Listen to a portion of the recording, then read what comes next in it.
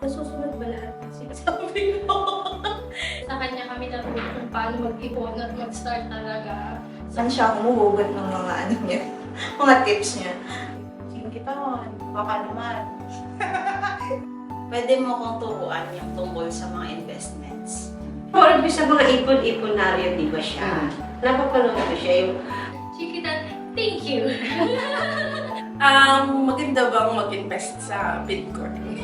Chinkitan, kilala? No. No. Okay lang. I-google mo na lang siya ulit. Chinkitan po ba kilala niyo? Hindi. Actually, ano din siya, vlogger din po siya, pero mga savings. sa savings, Hindi po kasi ako investment. mahilig sa mga ano, Sa social media. Oo. Chinkitan, kilala? Yes. Okay. So, kung may tanong ka sa kanya. Napapanood ko yung minsan yung mga vlogs niya about saving, investment. Actually, nagbibigay siya ng mga mga tips din. Siguro, tatanong ko sa kanya is, may mga books din siya eh. How do you acquire such knowledge? At saan siya humuhugot ng mga niya, mga tips niya? Diba, ang hirap kaya magbigay ng sometimes yung magbigay ka ng advice na hindi mo naman na-apply sa sarili. Yun eh. Mahirap talaga. So, Chinkitan, kilala mo? Ayan. So, kung may message or may question ka kay Chinkitan, anong itatanong? Siguro si Chinkitan kasi sa kanya kami natuto kung paano mag-ipon at mag-start talaga. So ayun nga, parang na din siya, yung parang siya yung naging namin para isipin na kailangan natin mag-ipon kasi in the future, hindi natin alam kung pwede mangyari. So, parang ganun po. So, Chinkitan, thank you! Gusto ko yun. Chinkitan, kilala niyo? Naririnig ko sila pero hindi ko kasi alam yung mga ano nila. Sa mga investment naman yan, na vlogger. So, kung kilala mo si Chinkitan, Chiquita, narinig ko na yung pangalan. Pero kasi kung ano yung mga...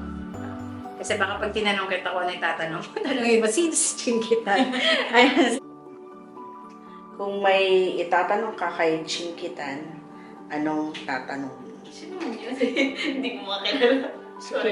Si Chinky, more on financials, siya eh. Advisor, di ba? Hindi siya actually tanong. Parang, pwede mo kong turuan yung tungkol sa mga investments. Si Chinkitan, kilala? Ako kilala ko si Chinkitan. So, kung may tatanong ka din sa kanya, ano? Paano mag-ipon? Kung may tatanong ka naman kay Chinkitan, anong tanong mo? Uy, si Chinkitan! Uy, Chinkitan, baka naman. Pero hindi naman nagbabago. Hindi naman sumusunod sa mga instruction niya. Pagnihira. Chinkitan, how can I start to save and, yung matawag doon, paano ko tatanungin? To save, alam mo naman, hindi, mali. But how to start? Ganun na, how to start in doing something na you are not able to start yet.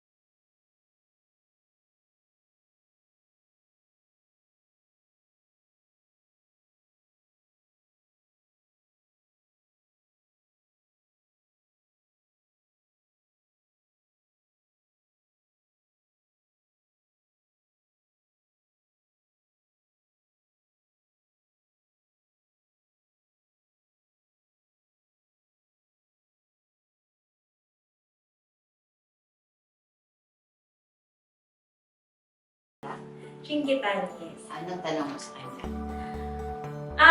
Ang dami kong pinafollow na ano sa kanya. Pero, ano bang tanong ko sa'yo?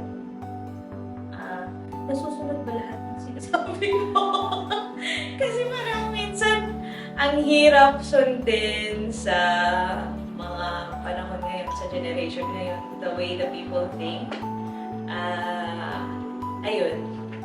Anong pwede mong sabihin para para ma-push through talaga yung lahat ng mga advices mo? Yeah. Daming tanong. So, si Chinkitan po ba kilala niyo?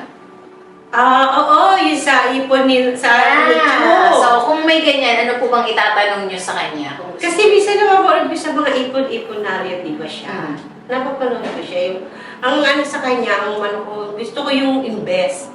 Kung paano ba yung mag-invest na yung ibang business na ano bang invest na yung syempre yung talagang kikita yung pera mo kagaya di ba i-open ko na nagkaroon kasi ako ng sa BDO di ba sayang yung minsan yung pera ko nakaimbak na naman kakaroon ng interest yung gano'n kaya nung ano alam mo nung umuwi ako ng Pilipinas nagulat naman ako parang nabigla kasi ako na ate invest mo to ano mo to 35K pero okay naman na i-refund. Nakuwento ko sa mga anak ko. Sabi niya, mama, huwag ka muna mag-ganyan. Sabi niya, ano mo na, sa susunod na lang yan. Buti naman, baka may hindi rin natin alam ko. So, ang tanong niyo kay Chinky ay? Ayun yung invest. Paano bang mag-invest? Paano mag-invest? Oo.